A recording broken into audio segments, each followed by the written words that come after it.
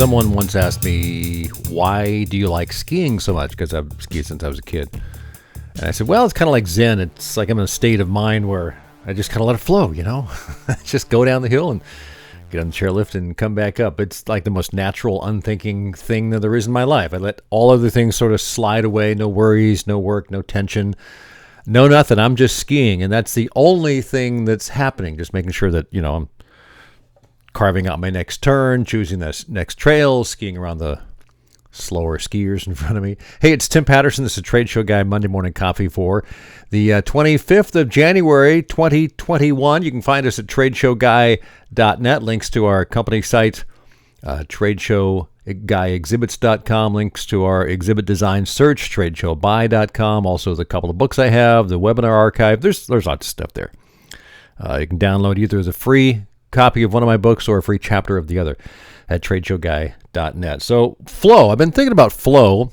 Actually, when I was skiing yesterday, I was thinking about flow, and I got to thinking, I wonder if I'm actually in flow when I'm skiing. So I started looking up flow. Am I just naturally enjoying something I like that I've done for decades? It's a part of who I am, or am I experiencing some sort of, woo-woo thing? Probably not. I'm just having a good time. We'll talk about some of the requirements for being in a flow state in a few moments. But first of all, what is a flow state? Well, so, I go to my go-to online resource, Wikipedia. In positive psychology, a flow state, also known colloquially as being in the zone, is the mental state in which a person performing some activity is fully immersed in a feeling of energized focus, full involvement, and enjoyment in the process of the activity. Sounds good. In essence, flow is characterized by the complete absorption in what one does and a resulting transformation in one's sense of time. You ever lost yourself doing something? I've played music a lot in bands with friends, and time goes by. You just go, man, I can't believe we played for like 4 hours. I've done studio sessions where 6 or 8 hours have gone by, and you look up at the clock and you go, really? Wow. So you're in the flow, I guess. There have been books written about the flow state. No doubt speeches and webinars have been given on flow state. So what does the flow state look like for you? Do you ever get there? I was thinking about it where I was on the ski lift. I actually get into some sort of flow state nearly every day, a little bit maybe. And it all kind of, I guess if I were to confirm or know for sure if it was a flow state, it would probably be around the writing when I sit down every morning and write fiction for about an hour, hour and a half. I've been working on a series of books every morning. It's been going on for about 18 months, and it's something I do. I sit down with my coffee, I pull open the file and write, laptop on my desk, dog next to me, and before I know it, an hour or more has gone by, and I have to go, I got to stop. I got to go get the rest of the day underway. So I'm thinking that's some sort of flow state anyway, because I'm having a good time. What about other tasks? A lot of the stuff I do on a daily basis, whether writing for the blog or figuring out what I'm going to do for this or creating videos for the blog, I don't know that that's in a flow state.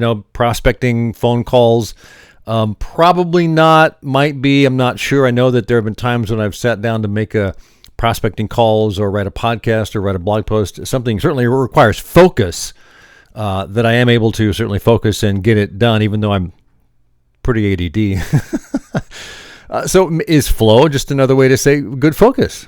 I don't know. And where can you experience flow? Well, again, it can occur in many different fields: education, music, sports, religion and spirituality, games, and gaming. Here's another piece on the Wikipedia entry on flow.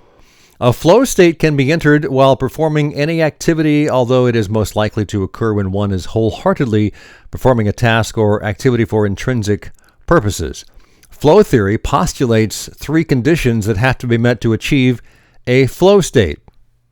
1, must be involved in an activity with a clear set of goals and progress.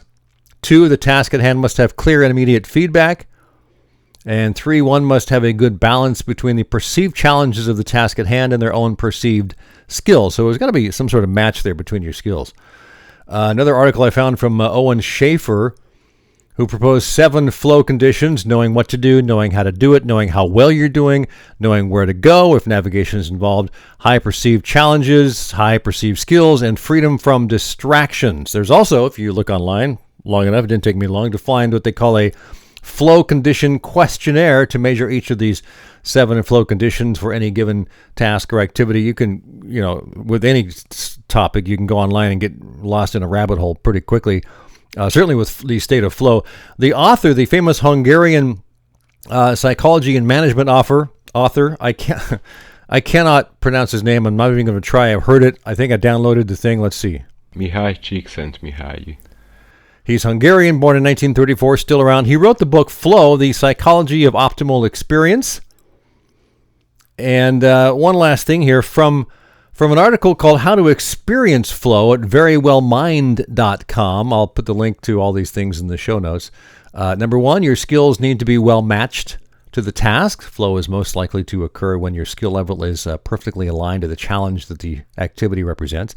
Number 2, stretching your skills can lead to a state of flow. A slight stretching of your skills or attempting something that's a little more advanced than your current abilities because you're challenged can also foster the flow state. Number 3, have clear goals. You need to have a specific purpose for focusing on the task, such as winning an athletic contest, completing the chapter of the book, playing a particular piece of music. Number 4, avoid interruptions. It's hard to have a flow state going when you've got distractions. So, put the phone aside, whatever it takes.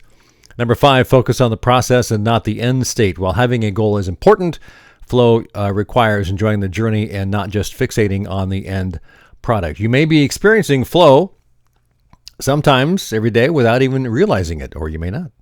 Lots of links in the show notes to the resources I've used and a few others in today's podcast.